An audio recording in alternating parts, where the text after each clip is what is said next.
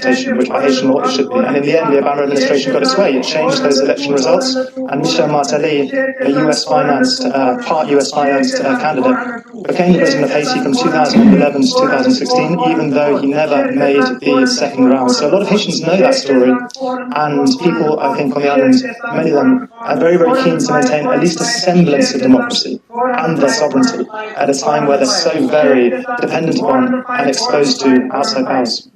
Ed, thank you so much for just walking us through all the challenges that they are dealing with in Haiti right now. Certainly a difficult time for the people there. Thank you. NBC meteorologist Michelle Grossman joining me now. So, Michelle, give us the latest on Tropical Depression Grace. Where is it going? Where is it now? And what's the timeline?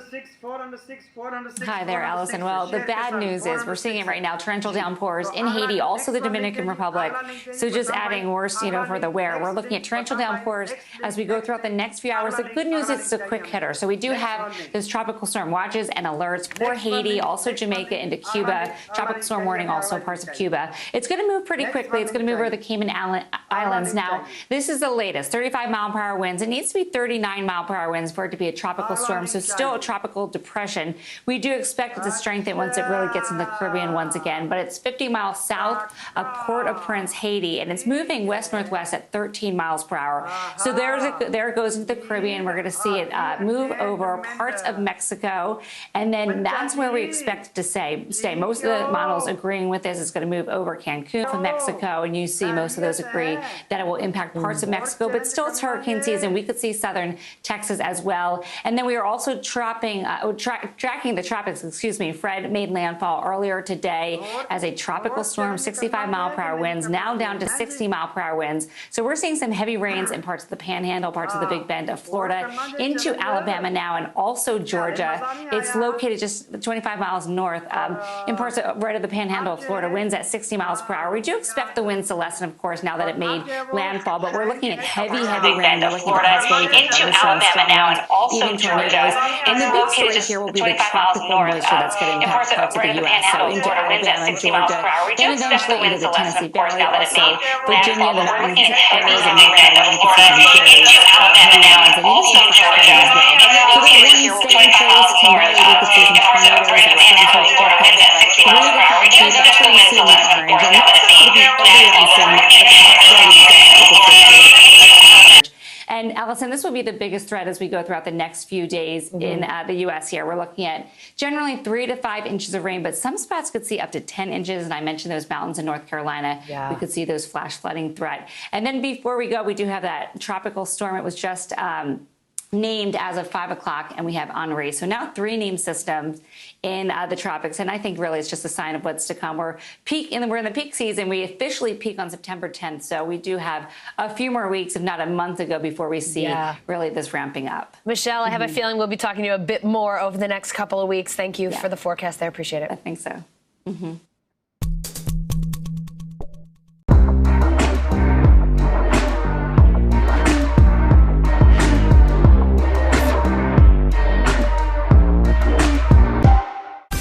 Make the most of your day with Today in 30. We give you a mix of everything you love about our show in a mere 30 minutes. Watch Today in 30 on your schedule, streaming every day on Today All Day. Sometimes the news can be difficult and overwhelming for kids to understand. Will coronavirus come back next year? So to help make sense of it all, we've created a newscast just for them. Man, you know a lot. We hope your family will watch Nightly News Kids Edition.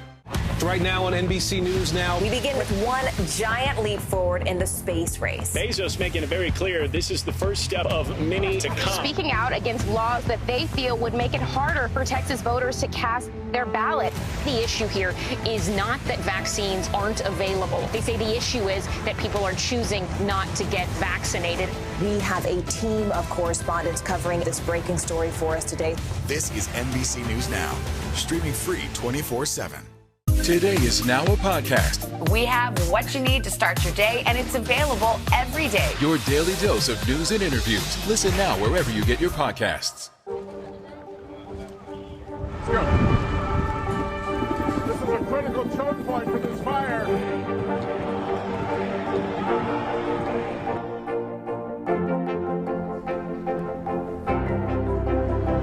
And good evening from New Orleans. Nice to really spend some time with you. Appreciate it.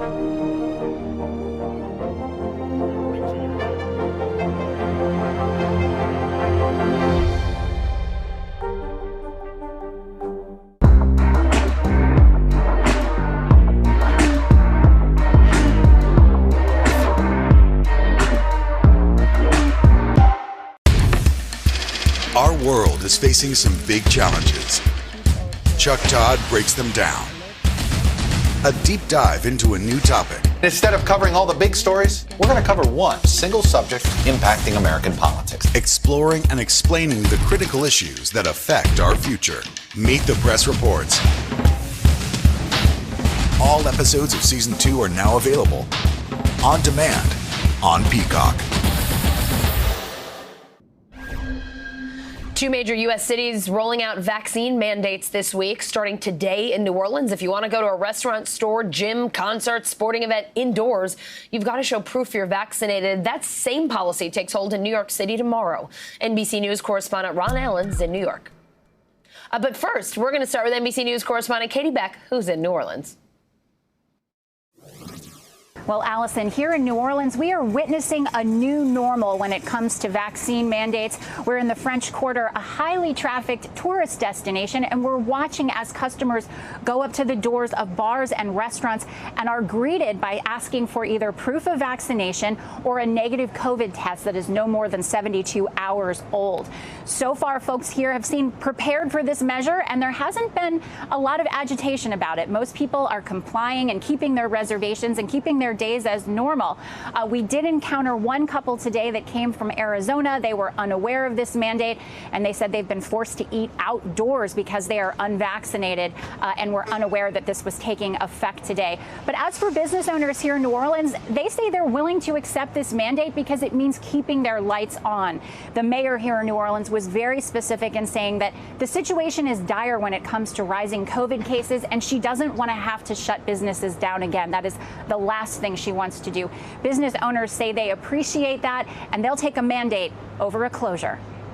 To have now all these rules to just come in and relax and enjoy yourself, it's difficult, but we're going to follow the mandates and we're going to enforce the mandates and we're going to do it right.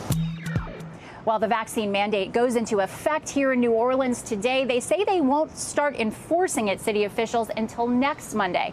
But similar mandates are on the way for major cities like New York City, San Francisco, and LA. So this new normal could be going beyond New Orleans. Allison?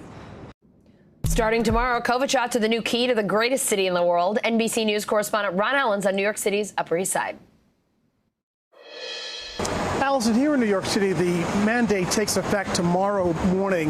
You have to show proof of vaccination, at least one dose, to get into restaurants, gyms, indoor concert venues, performance venues.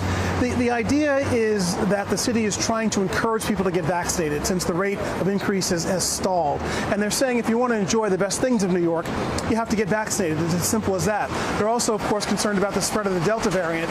The numbers here in New York have not been going up as high as they have in other parts of the country, but that's another big concern. For restaurant owners, most say that this is a good idea. They are concerned about how it's going to be implemented and exactly what they have to do to make it work. For example, do they have to hire additional staff to keep track of who is vaccinated and who's not at the door, or when they're making reservations or whatever. Here's what some people that we spoke to here in New York City had to say about the mandate and whether they think it's a good idea or not. Take a listen. I go to the Rumble Fitness up the road here. Proof of vaccination has been great. I got vaccinated pretty much as soon as I was able to, and I feel safer just knowing if I'm vaccinated and others are vaccinated being inside. The proof of vaccination will definitely make people get more enthusiastic about vaccines. And in the winter months, that will be so necessary. So probably the situation will improve. City officials are pushing this because, again, they think that it will help increase the rate of vaccination. It will encourage people to get vaccinated and stop the spread of the Delta variant. Those are the main reasons.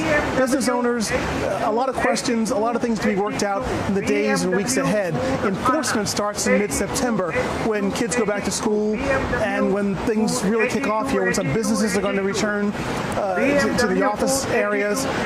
But again, a lot to be worked out in the days and weeks to come. But this is the new reality here in New York and perhaps in other cities around the country to come.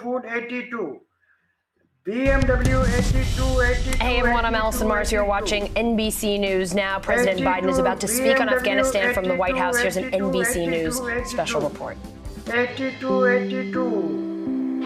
This is an NBC News special report. Here's Lester Holt. Everyone, we're coming on the air just moments before President Joe Biden will address the nation on Afghanistan, where scenes of chaos have been unfolding at the airport in Kabul. The situation there turning deadly as the U.S. works to quickly evacuate Americans and endangered allies. We have seen images like this, crowds swarming the tarmac, some even clinging to aircraft as they taxi for takeoff. It happens as the Taliban takes over the country after U.S. troops recently pulled out from what is America's longest war. Leading our coverage in Kabul is NBC chief foreign correspondent Richard Engel. He's at the airport there. What is the situation, Richard? So, Lester, the arrival of tens of thousands of desperate Afghans who broke through security, climbed over the airport walls, slowed down the evacuation because U.S. flights weren't able to take off. They weren't able to land for fear of running over the Afghans who were trying to escape the country. But throughout the day, the U.S. military and the Taliban have been trying, not working together, but trying to accomplish the same goal, which is to clear off the runway, get those people out so that those flights can resume. The Taliban wants U.S. troops out of here as well. And just a few moments ago, I heard an American transport land. So that suggests that the United States and the Taliban were able to clear out the airport and get those flights moving again. Thank you. Let's take it to the East Room of the White House. Here's the president. That have taken place in the last week and the steps we're taking to address the rapidly evolving events. My national security team and I have been closely monitoring the situation on the ground in Afghanistan and moving quickly to execute the plans we had put in place to respond to every constituency, including the rapid collapse we're seeing now. I'll speak more in a moment about the specific steps we're taking, but I want to remind everyone how we got here and what America's interests are in Afghanistan. We went to Afghanistan almost 20 years ago with clear goals. Get those who attacked us on September 11, 2001, and make sure al-Qaeda could not use Afghanistan as a base from which to attack us again. We did that. We severely degraded al-Qaeda in Afghanistan. We never gave up the hunt for Osama bin Laden, and we got him. That was a decade ago. Our mission in Afghanistan was never supposed to have been nation building. It was never supposed to be creating a unified, centralized democracy. Our only vital national interest in Afghanistan remains today what it has always been: preventing a terrorist attack on America's homeland.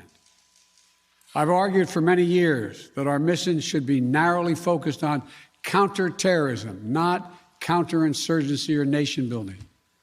That's why I opposed the surge when it was proposed in 2009 when I was vice president.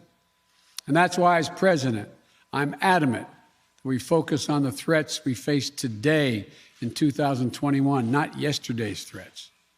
Today, the terrorist threat has metastasized well beyond Afghanistan. Al-Shabaab in Somalia, Al-Qaeda in the Arabian Peninsula, al-Nusra in Syria, ISIS attempting to create a caliphate in Syria and Iraq, and establishing affiliates in multiple countries in Africa and Asia. These threats warrant our attention and our resources. We conduct effective counterterrorism missions against terrorist groups in multiple countries where we don't have permanent military presence. If necessary, we'll do the same in Afghanistan. we've developed counterterrorism over-the-horizon capability that will allow us to keep our eyes firmly fixed on the direct threats to the United States in the region and act quickly and decisively if needed. When I came into office, I inherited a deal that President Trump negotiated with the Taliban. Under his agreement, U.S. forces would be out of Afghanistan by May 1, 2021, just a little over 3 months after I took office. U.S. forces had already drawn down during the Trump administration from roughly 15,500 American forces to 2,500 troops in country. And the Taliban was at its strongest militarily since 2001. The choice I had to make as your president was either to follow through on that agreement or be prepared to go back to fighting the Taliban in the middle of the spring fighting season. There would have been no ceasefire after May 1. There was no agreement protecting our forces after May 1. There was no status quo of stability without American casualties after May 1. There was only the cold reality of either following through on the agreement to withdraw our forces or escalating the conflict and sending thousands more American troops back into combat in Afghanistan, lurching into the third decade of conflict. I stand squarely behind my decision. After 20 years, I've learned the hard way that there was never a good time to withdraw U.S. forces. That's why we're still there. We were clear-eyed about the risks.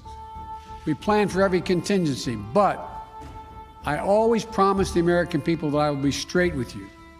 The truth is, this did unfold more quickly than we had anticipated. So what's happened? Afghanistan political leaders gave up and fled the country. The Afghan military collapsed, sometime without trying to fight. If anything, the developments of the past week reinforced that ending U.S. military involvement in Afghanistan now was the right decision. American troops cannot and should not be fighting in a war and dying in a war that Afghan forces are not willing to fight for themselves.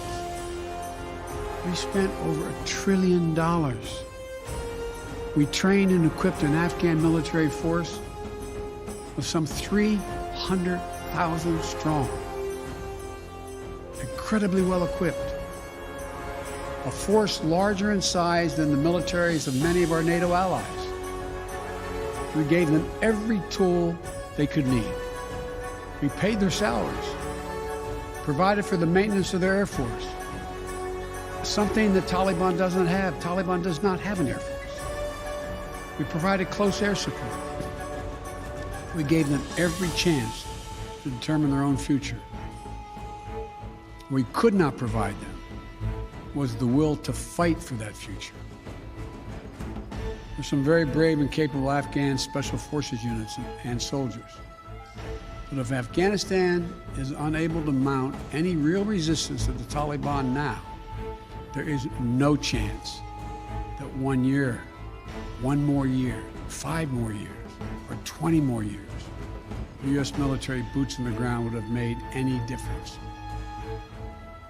Here's what I believe to my core. It is wrong to order American troops to step up when Afghanistan's own armed forces would not. The political leaders of Afghanistan were unable to come together for the good of their people, unable to negotiate for the future of their country when the chips were down. They would never have done so while U.S. troops remained in Afghanistan, bearing the brunt of the fighting for them. And our true strategic competitors, China and Russia, would love nothing more than the United States to continue to funnel billions of dollars in resources and attention into stabilizing Afghanistan indefinitely. When I hosted President Ghani and Chairman Abdullah at the White House in June, And again when I spoke by phone to Ghani in July, we had very frank conversations. We talked about how Afghanistan should prepare to fight for civil war after the U.S. military.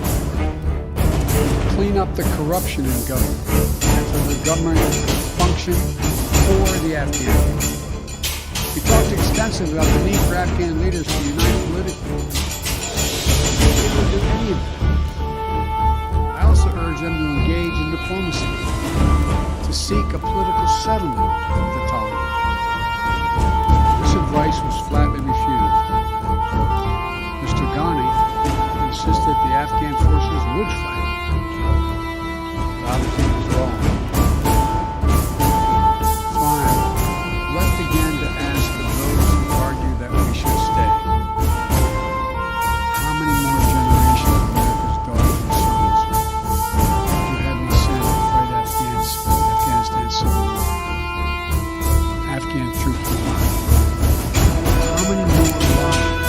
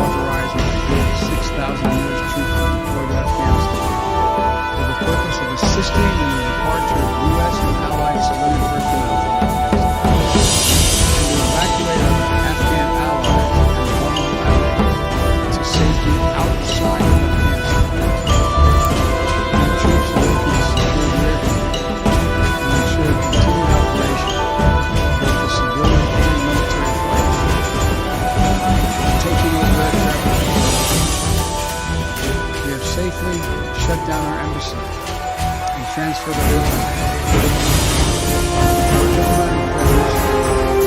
Now consolidated. Over the coming days, we intend to transport out thousands of Americans. We'll also continue to support safe departure of school personnel of our allies.